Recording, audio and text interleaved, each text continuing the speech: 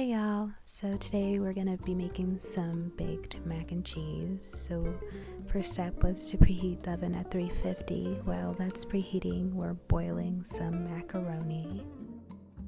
Once that is done, we are adding the cooked macaroni to another bowl. Add butter, some sour cream, more sour cream. Then we're gonna start adding some garlic powder, salt, pepper, onion powder, and we're gonna start mixing it all. Once that's well mixed, we're gonna add the grated cheese to the pan, and we're gonna add macaroni, add some evaporated milk and an egg, salt, pepper, garlic powder, paprika, and onion powder, and we are repeating until you get to the top of the pan. Now it's ready to go into the oven. Enjoy!